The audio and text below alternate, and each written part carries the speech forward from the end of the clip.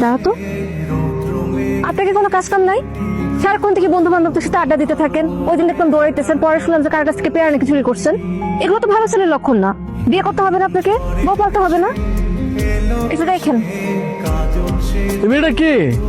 ঝড়ের গতিতে সব কিছু বলে গেল। আমি চিনি না এই মেয়েটা কে, আমি জানি না। সিনিয়র বন্ধু, তুমি চিনো? এভাবে আর কতদিন ডুবে ডুবে জল খাবি বলতো? আর একটু সময় দে না আমাকে। তোর এইভাবে সময় নিতে নিতে দেখবি তোর জায়গা অন্যজন নিয়ে গেছে, তখন তার থেকে সময় থাকতে থাকতে এখনই মনের কথাটা বলে দে। আমি তো আমার মনের মানুষকে প্রতিদিন আমার মনের কথা বলি। কিভাবে বলিস? কেন, চিঠি লিখে? ও মাই গড, এই যুগে কেউ চিঠি লেখে? চিঠিতে মনের কথাগুলো যেভাবে লিখে শান্তি পাওয়া যায়, অন্য কোথাও না এভাবে মনের ভাব প্রকাশ করে শান্তি পাওয়া যায় না। তোর চিঠি তোর কাছে পৌঁছায়, একদিন সে আমার সব অপ্রকাশিত চিঠি পড়বে, খুব যত্ন করে, মায়া নিয়ে। আর একটা কথা মনে রাখবি, একতরফা ভালোবাসা কিন্তু ধীরে ধীরে পছন্দ হয়ে যায়, বুঝছিস? তাই যত তাড়াতাড়ি সম্ভব তোর মনের কথাটা বল। বলবো, তবে তার আগে কিছুদিন ওর মায়া আমাকে ডুবে থাকতে দে। শোন, আজকে কিন্তু তোকে চিঠিটা দিতেই হবে, কোনোভাবেই মিস করা যাবে না। মিস করবো না, মিস করবো না, কসম কসম। আর শোন, মনে সাহস রাখবি, আর চিঠিটা কিন্তু ভাইয়ের হাতেই দিবি।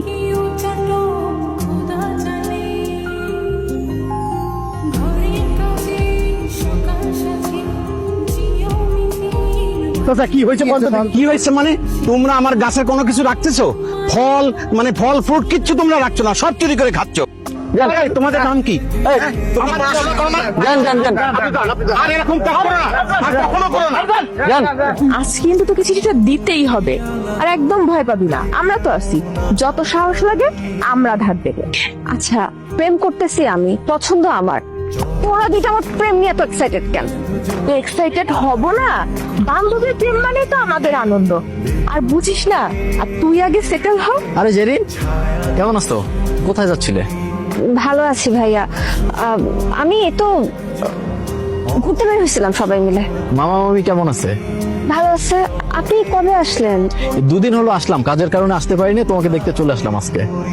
আমি তো তোমাদের বাসায় যাবো, চলো তাহলে বাসায় যাই। ঠিক আছে, চলো। চলেন। এরা কারা, বান্ধবী? হ্যাঁ ঠিক আছে। ঠিক আছে, যা তোরা।